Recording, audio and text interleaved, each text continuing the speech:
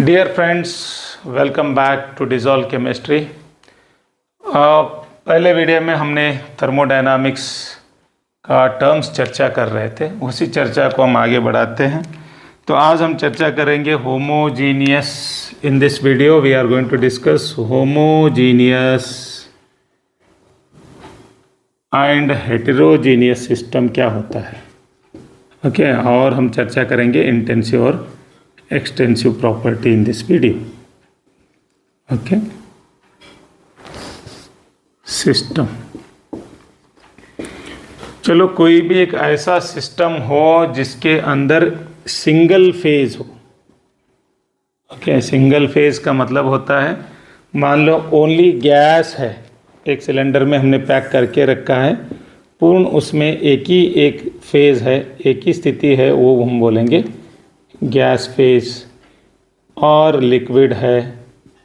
Okay, तो जहाँ पर एक ही और सिंगल फेज अगर है, the system if it constitute a single phase then that system is said to be homogeneous system. Okay, then heterogeneous का अर्थ क्या होता है? हेट्रोजीनियस का मतलब होता है the system which contains two और मोर और मल्टीपल फेजेस। ओके, एक साथ में दो या दो से ज़्यादा अगर फेजेस उसमें हैं, ओके, तो उसको हम बोलेंगे व्हाट? Heterogeneous system. जैसा कि मान लो पानी है, पानी के ऊपर अगर आप क्लोज्ड वेसल रखोगे या ओपन रखोगे, उसके ऊपर क्या कवर होके सो रहेगा? So there will be its a vapour form, उसका ही गैसियस स्टेट होगा।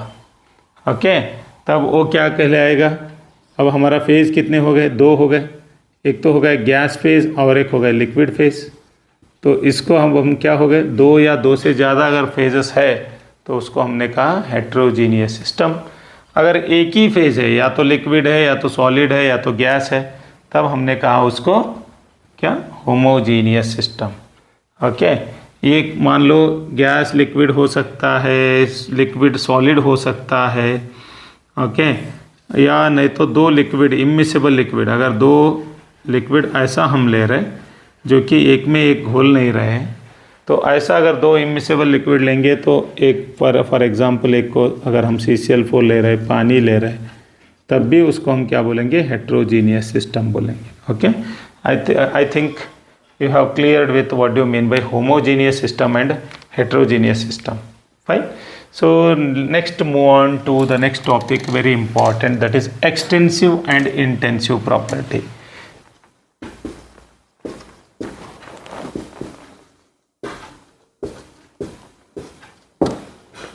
Okay, extensive property और एक दूसरा होगा आपका intensive property।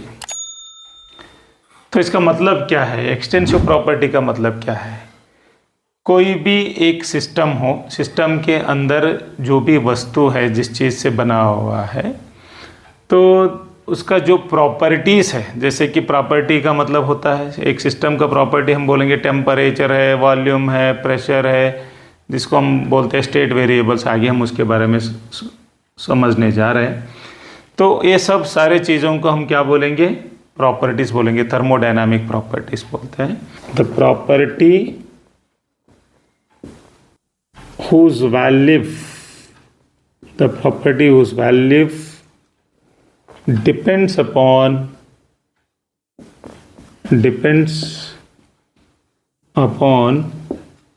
the quantity of the matter। अगर कोई भी ऐसा एक प्रॉपर्टी हो जिसका वैल्यू जो होता है, अगर वो वैल्यू अगर क्वांटिटी के ऊपर डिपेंड करेगा, क्वांटिटी कितना है वो सिस्टम में, quantity or amount of the substance present in the system.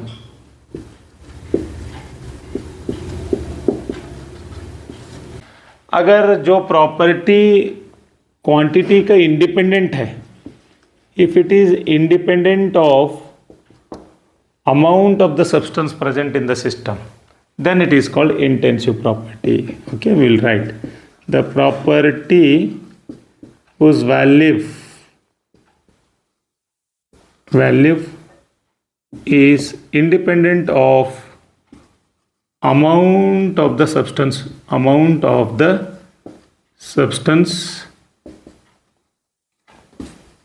present in the system.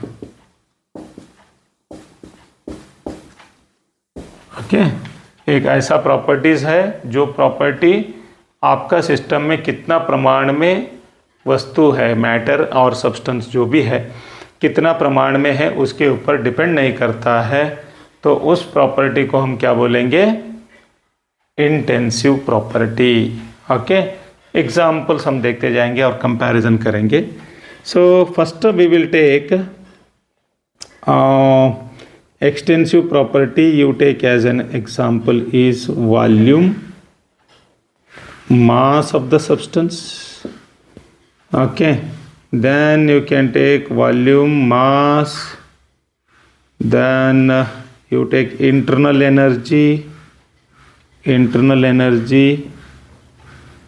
Okay, then you take pressure of the gas.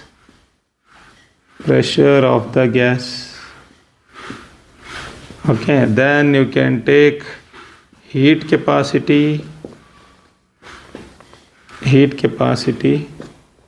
right, and many more you can add to this. Okay, so these are all the properties, how they are going to depend upon amount of the substance. Whereas you can take temperature,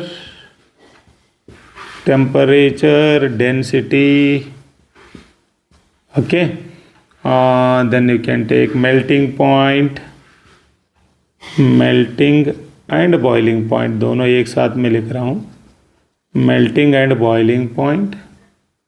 ये दोनों भी किसके ऊपर depend नहीं करेंगे कि कितना वस्तु है या सब्सटेंस है सिस्टम में, उसके ऊपर डिपेंड नहीं करेंगे। ओके, उसके बाद में होगा आपका मोलार हीट कैपेसिटी है, तो ये भी क्वांटिटी के ऊपर डिपेंड नहीं करता कितने प्रमाण में है, क्योंकि प्रमाण जो है वो फिक्स हो गया है। मोलार मतलब 1 mole of substance. When the quantity is fixed then heat absorbed और it's heat capacity is also fixed. Okay, it is not going to change, so therefore it is also intensive property. Okay, many things, refractive index is there, viscosity is there, optical density is there, all these properties are called as intensive property. तो एक simple सा हम experiment देखेंगे और समझने की कोशिश करेंगे। Okay, where we will consider 2 properties, one extensive and one intensive property. Okay, तो आपको आसानी से समझ में आएगा। तो मान लो एक सिलेंडर है। ओके, सिलेंडर नहीं, एक कंटेनर है। Okay, we will take it as a container. तो एक कंटेनर में हमने गैस पैक किया हुआ है, तो उसका आप क्या होगा, कुछ वॉल्यूम होगा, वॉल्यूम V होगा उसका, उस गैस का, और उसका तापमान मान लो T होगा। ओके, अब मैं क्या कर रहा हूँ, इमेजिन करो, इसका बीचों बीच में क्या कर रहा हूँ, मैं उसको अलग कर दे रहा हूँ। Means I am separating the same volume into 2 equal halls, उसको 2 हिस्सों में बांट रहा हूँ, बीच में एक वॉल इंट्रोड्यूस करके। तब तो इस तरफ जो जितना भी गैस है उसका वॉल्यूम क्या होगा, और इस तरफ का जो गैस है इसका वॉल्यूम क्या होगा, it will be V/2, this is also V/2। आपका वॉल्यूम क्या हो गया, 2 हिस्सों में बांट गया। किसका वॉल्यूम, गैस का वॉल्यूम। तो इसका मतलब क्या हुआ, वो क्वांटिटी के ऊपर डिपेंड कर रहा है। मान लो अभी जो तापमान है, तापमान भी वैसे ही डिवाइड हो जाएगा। क्या पहले था, मान लो इसका टेम्परेचर 50 डिग्री सेल्सियस, अब ऐसा एक बीच में मैंने एक वॉल इंट्रोड्यूस कर दिया, उसमें 2 भाग कर दिया, इससे आपका तापमान ऐसा 25 डिग्री सेल्सियस 25 डिग्री सेल्सियस होगा क्या, ऐसा नहीं होगा। तो what happens, it will be 50 degree Celsius here also, it will be 50 degree Celsius here also.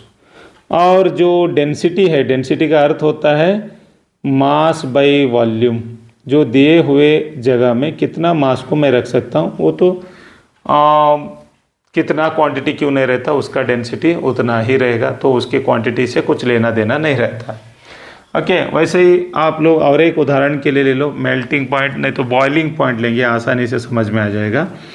तो आप क्या करो, एक बीकर में 1 लीटर पानी लो, तो उसको बॉईल करना आपका क्या है, एक्सपेरिमेंट कर रहे हो तो उसको बॉईल करना है, पानी लिए बॉईल करना है। तो ये बॉईल होना लिक्विड, ये वाटर बोले तो हम कहाँ तक लेके जाना पड़ेगा उसको, 100 डिग्री सेल्सियस। हमने कितना लिया पानी, 1 लीटर लिया।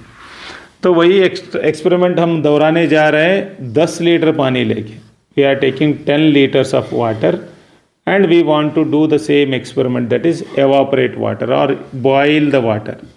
तो इसको बॉईल करना है तो हम लोग 1000 डिग्री सेल्सियस को लेके जाने का ज़रूरत है क्या, नहीं, उसको भी हमको कहाँ 100 डिग्री सेल्सियस को लेके गए तो बस है, तब क्या हो जाएगा, बॉईल होना शुरू हो जाएगा। इधर क्वांटिटी हमने कितना लिया था, 1 लीटर, इधर कितना लिया, 10 लीटर। फिर भी हम लोग क्या कर रहे हैं, 100 डिग्री सेल्सियस को अगर लेके जाएंगे तभी दोनों जगह पर आपको क्या मिलेगा, बॉईल होना शुरू हो जाएगा। इसका मतलब क्या है, 1 लीटर रहने दो, 10 लीटर रहने दो, 100 लीटर रहने दो, 1000 लीटर लेने दो। तो आपका अगर पानी को बॉईल करना है तो उसका टेम्परेचर बॉइलिंग पॉइंट को लेके जाना है, तो दैट इज 100 डिग्री सेल्सियस को लेके जाना ज़रूरी है। तो इसका मतलब क्या हुआ, boiling point is a intensive property, it does not depend upon amount of the substance. कितना पानी है वो देख नहीं रहा है, 100 डिग्री सेल्सियस गया तब वो बॉयल होना शुरू हो जाता है। So therefore boiling point, melting point, molar heat capacity, okay, refractive index, optical density, बहुत सारे ऐसे प्रॉपर्टीज हैं जिसको हम बोलेंगे intensive property. Okay, so I hope you have understood what do you mean by homogeneous and heterogeneous system and what do you mean by extensive property and intensive property.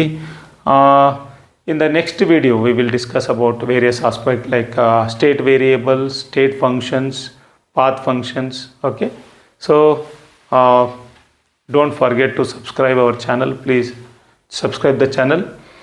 Okay, thank you. We'll see in the next video.